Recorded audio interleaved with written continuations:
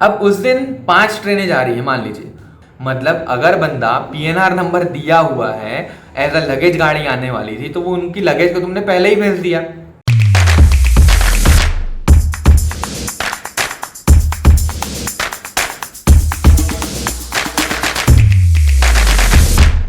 हाँ, तो वो थोड़ा फोन आ गया था। हाँ, कहाँ थे हम? पार्सल लगेज पे। तो भाई अगर हम लगेज की बात करें तो गाड़ी भिजवाना पार्सल और लगेज में लगभग सेम है, सिर्फ एक डिफरेंस होता है।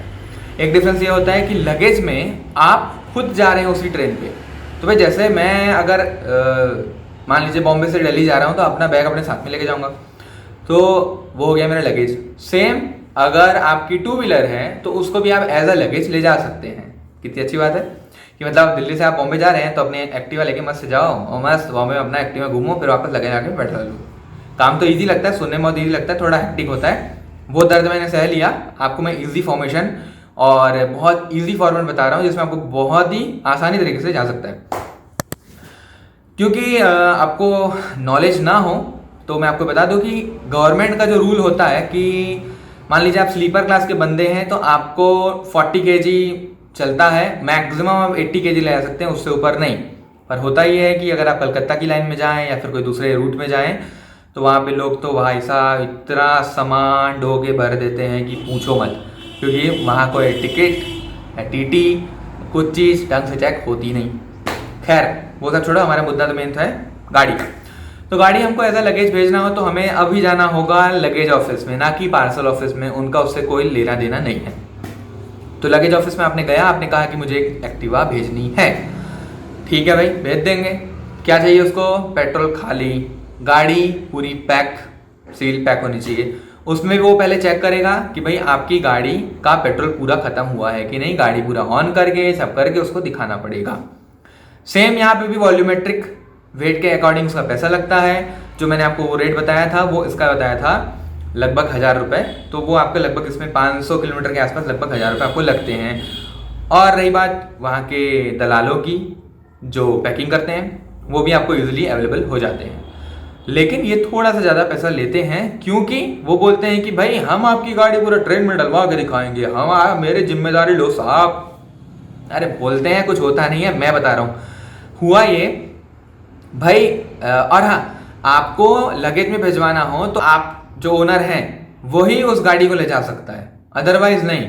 और अदरवाइज कंपनी की गाड़ी आप ले जा रहे हो तो वही लेटर हेड और फलाना ठिकाना का वो आपको प्रोसेस करना होता है, और साथ में वो जो फॉर्म भरवाएंगे वो लगेज आप पूरा पैक कर दो। चाबी, अब चाबी की बात ही है तो चाबी तो आप अपने जेब में ले जा सकते हो क्योंकि भाई लगेज जा रहा है तो आप वहां जाओगे, खुद ही गाड़ी चालू करके ऐश करोगे।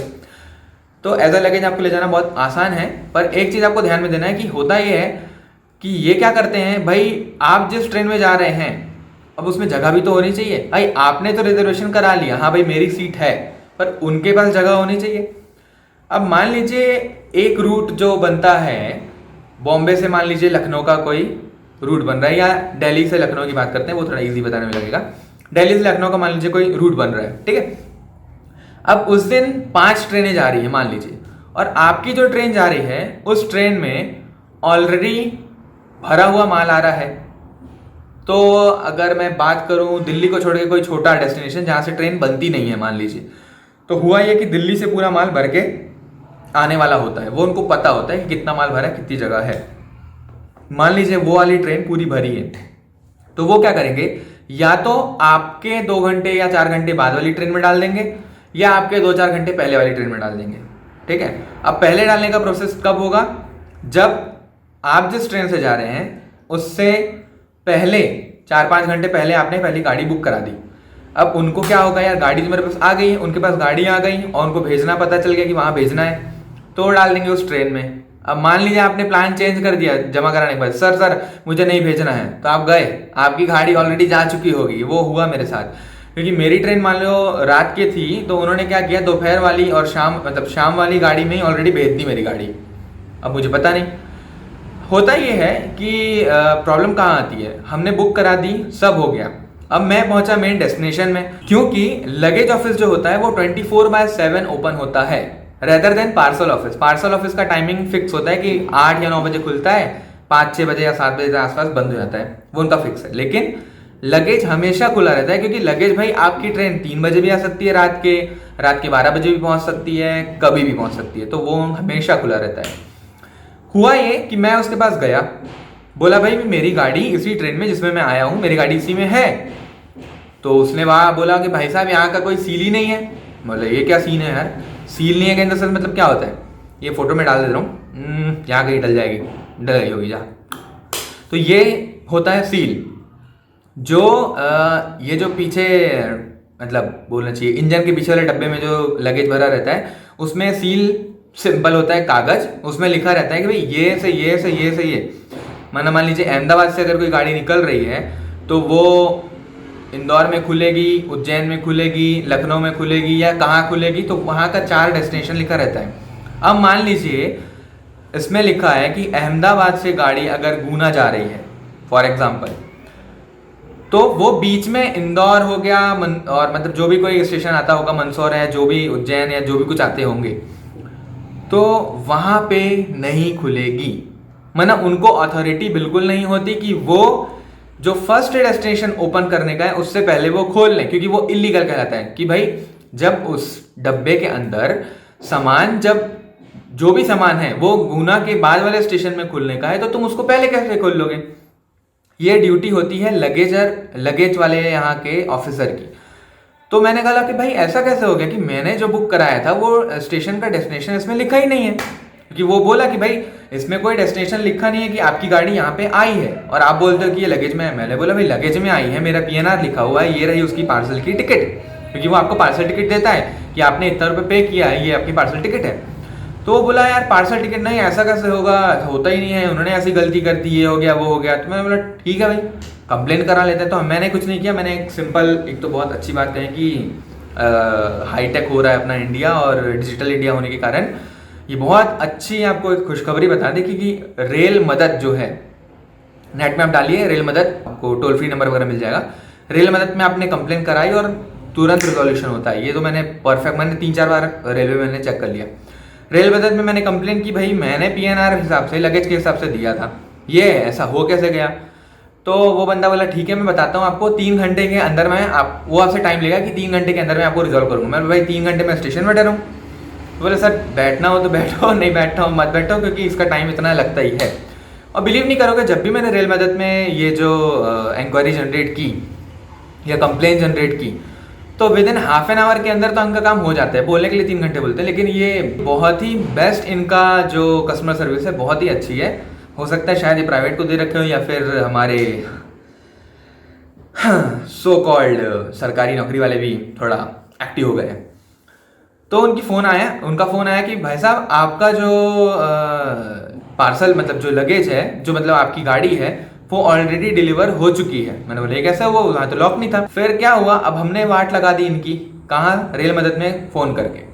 तो पार्सल ऑफिस को लगा झटका, यार मैंने एक क्लाइंट को इतना तंग कराया करके। पार्सल ऑफिस वाला फ़ोन करके मेरे को बोलता है सर आपकी गाड़ी जो है, आप जिस ट्रेन में आए हैं उससे 4 घंटे पहले वाली ट्रेन में ऑलरेडी आ चुकी थी, और जिसने उतारा था वो अंदर रख के उसने लॉक कर दिया था क्योंकि रात का टाइम था।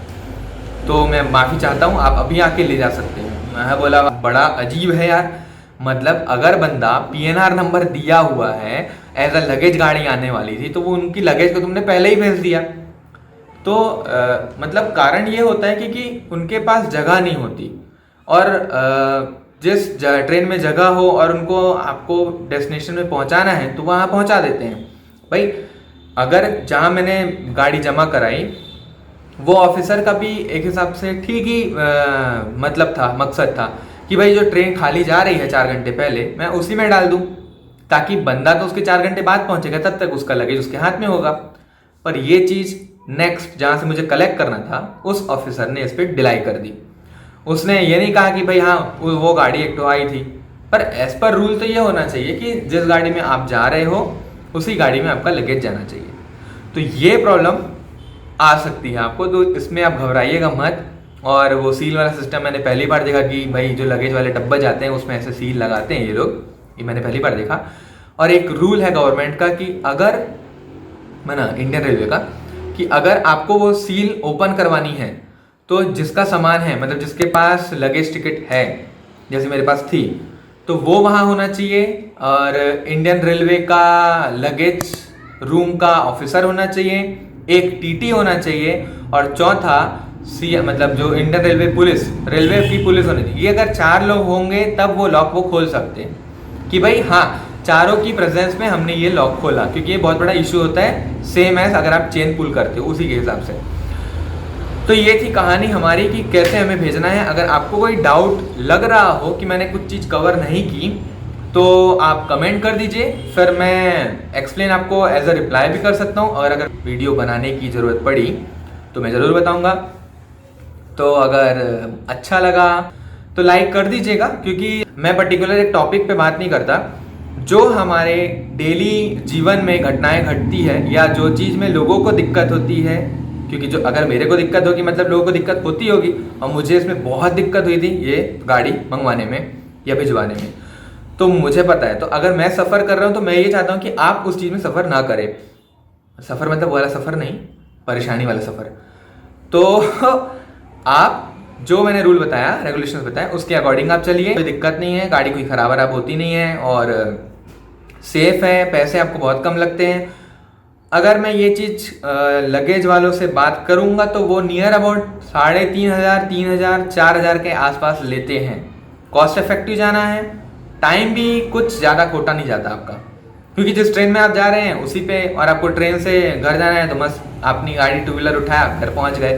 तो ये बहुत अच्छा ऑप्शन है आपके पास इंडियन रेलवे पार्सल और इंडियन रेलवे लगेज का। और ऐसी इंफॉर्मेटिव मैं नॉलेज लाते रहूँगा।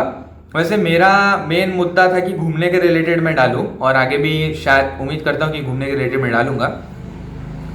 रुक रुक रुक रुक भाई, स्किप मत करो। एक चीज़ इंफॉर्मेशन आपको देनी है कि मान लीजिए आपका बिल आया 970 रुपये, ठीक।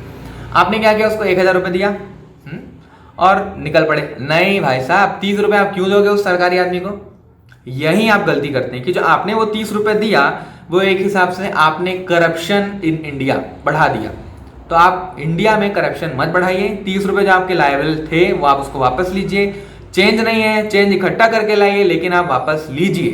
भाई सरकारी नौकरी वाला बंदा ऑलरेडी वहां कमा रहा है, लॉकडाउन में भी वो अच्छे से कमाया है, लेकिन अगर आपको वो पैसे किसी गरीब जो आपकी गाड़ी पैक कर रहा है या फिर कोई ब्रोकर जो लगेज पैक कर रहा है उसको दे दो, क्योंकि भाई वो तो लॉकडाउन और इस टाइप के क्राइसिस में वो कमा नहीं रहा है, लेकिन सरकारी आदमी तो फुल कमा रहा है ना, उसको कोई कमी नहीं है। और इवन इनके अंदर के टाई अप होते हैं, मैं ओपनली नहीं बोल सकता, लेकिन होते जरूर होंगे 110%।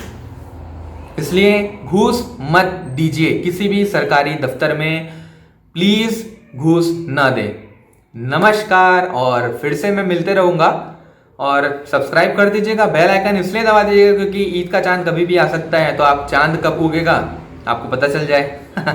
ठीक है, नमस्कार, जय हिंद, जय भारत, बाय।